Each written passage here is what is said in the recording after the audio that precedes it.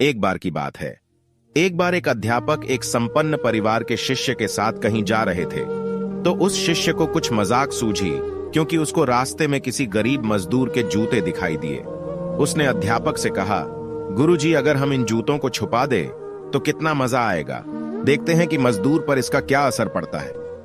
अब उसको तो मजाक सूझ रहा था, लेकिन गुरुजी ने कहा कि नहीं, गरीब इंसान के साथ इस तरह का भद्दा मजाक करना ठीक नहीं है। उसने कहा, क्यों ना हम इन जूतों में कुछ सिक्के डाल दें और देखें कि इसका इस गरीब मजदूर पर क्या प्रभाव पड़ता है। उन्होंने ऐसा ही किया।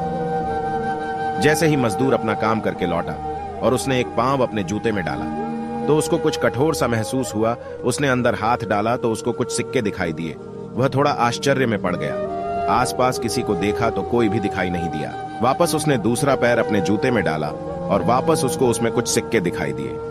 अब दोनों जूतों के सिक्कों को उसने अपने हाथों में रखा और प्रभु की तरफ इशारा किया।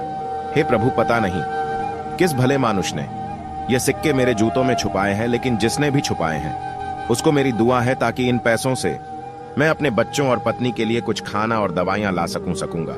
और इतना बोलकर वह चला गया। इस बात को शिष्य और अध्यापक दोनों सुन रहे थे।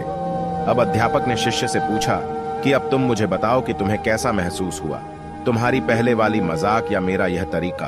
तो उसने कहा कि गुरुजी, मैं आपसे क्षमा चाहता हूं। अब मुझे समझ आ गया है कि सच्ची खुशी किस चीज में है। जब हम किसी की मजाक उड़ाते हैं तो हमें कुछ पल का आनंद मिलता है, लेकिन इससे हमें बद्दुआ मिलती है।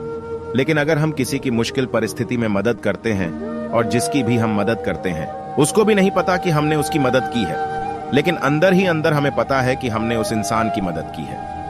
यही सच्ची खुशी है। जब हम दूसरों को खुशी देते हैं तो हमें सच्ची खुशी मिलती है। इसी तरह खुशियां बांटते रहिए, लोगों की मदद करते रहिए और दान करते रहिए जिसके भी आप काबिल हो। जितना भी आपसे बन पड़े दान करें, लेकिन दान जरूर करें।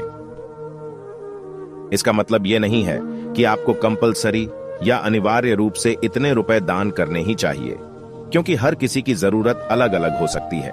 अगर आप किसी को पैसों का दान नहीं कर सकते तो कम से कम चीजों का दान तो कर ही सकते हैं। मुझे पूरी उम्मीद है कि यह हार्ट टचिंग स्टोरी आपको जरूर अच्छी लगी होगी।